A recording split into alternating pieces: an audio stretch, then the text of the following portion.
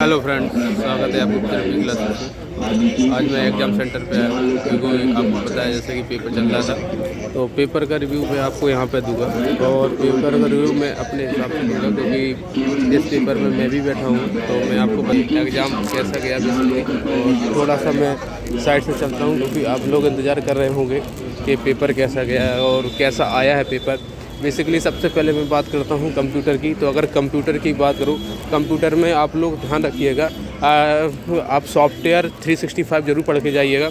Software 365 आप ज़रूर पढ़ के जाइएगा, क्योंकि अगर आप उसको पढ़ के नहीं जाएंगे तो क्वेश्चन कम से कम 2 से 3 मिस हो जाएंगे आपके, क्योंकि 2 से 3 क्वेश्चन उसी के आ रहे हैं, प्रॉपरली लगातार देखे जा रहे हैं। ठीक है। इसके अलावा अगर बात करूँ यहाँ पे मैथ का एज यूजुअल बहुत इजी पेपर आ रहा है और इसमें ज़्यादा कुछ कैलकुलेशन नहीं है। बस याद रखना मीन, मोडियन और मानक विचलन। आज मेरे में क्वेश्चन था मानक विचलन का, एक माध्यिका पूछी गई थी। इसके अलावा और एक प्रोबेबिलिटी का एक क्वेश्चन था। तो ध्यान रखिए, स्पीड एंड डिस्टेंस से 2 क्वेश्चन थे। और आपका इसके अलावा बात करूँ यहाँ पे क्वेश्चन आपके ठीक ठाक थे, मतलब यहाँ पे सीआई से एसआई से एक क्वेश्चन था, सीआई से नहीं था।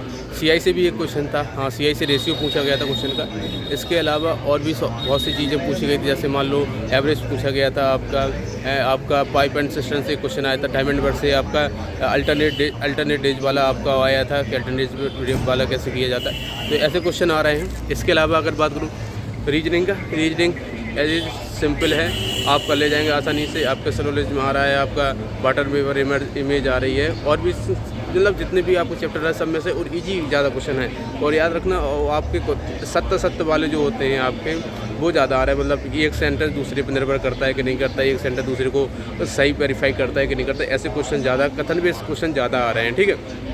इसके अलावा इंग्लिश की बात करूँ तो आज इंग्लिश में मैंने ये ट्रेंड पाया है कि बुकैब तो आपकी पुरानी ईयर्स की आ रही है, प्रीवियस ईयर आपकी जितनी बुकैब है उसी हिसाब से सब पूरा बुकैब आ रहा है। इसके अलावा अगर बात करूँ यहाँ पे आपके PQRS, हमारे में 6 क्वेश्चन के आसपास PQRS मैंने देखे हैं। 6 क्वेश्चन के आसपास PQRS थे, और मेरे में पैसेज केवल 2 ही थे, 3 पैसेज नहीं आए थे मेरे में, पैसेज 2 थे।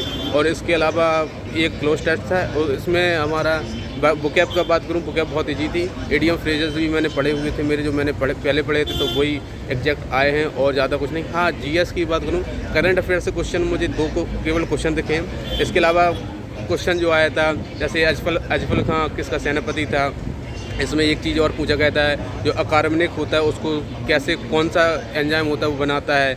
इसके अलावा ये पूछा गया था आपका कि ठाणे में जब मुंबई रेलवे चली थी तो कितने किलोमीटर चली थी।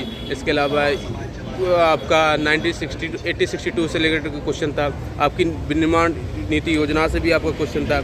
इसके अलावा आपका पिल्ली ने कौन सी बुक लिखी है, ये था आपका। अपरदन को सरल करने के लिए कार्बनिक दर कौन सी होती है, ऐसे आपका इसमें पूछा गया था। रेट किससे, अनुच्छेद से आता है। इसके अलावा आपका पूछा गया था कि आपका समता का अधिकार से एक क्वेश्चन था 40 नंबर का। आपका आर्टिकल तो से 2 क्वेश्चन थे। आपका पूछा गया था OH एकल बॉन्ड किस एल्डिहाइड में आता है, मतलब किस कार्बनिक किस यौगिक वर्ग में आता है, किस वर्ग में आता है, ये क्वेश्चन था आपका। इसके अलावा आपका जफर खान का हो गया। गैस का आयतन पूछा गया था, गैस का आयतन तापमान बढ़ने से बढ़ता है कि घटता है, ये क्वेश्चन पूछा गया था। ये सब आपके क्वेश्चन थे। और GS का मैंने आपको बता दिया, इंग्लिश आपने बताई दी। और आपका प्रजनन दर पूछी गई थी, किसकी सबसे ज़्यादा है, किस राज्य की सबसे ज़्यादा है। डॉपलर का प्रभाव पूछा गया था, किस सन में आया है डॉपलर का प्रभाव। ये सब क्वेश्चन आपके पूछे गए हैं, और भी ज़्यादा क्वेश्चन हैं जो मैं आपको बता दूंगा। बाकी यही सब है आज की वीडियो में। बाकी जो भी आएगा मैं आपको बताता चला जाऊँगा। और सीधी बात आपको मैं बता दूं, प्रीवियस ईयर पढ़ लो आप।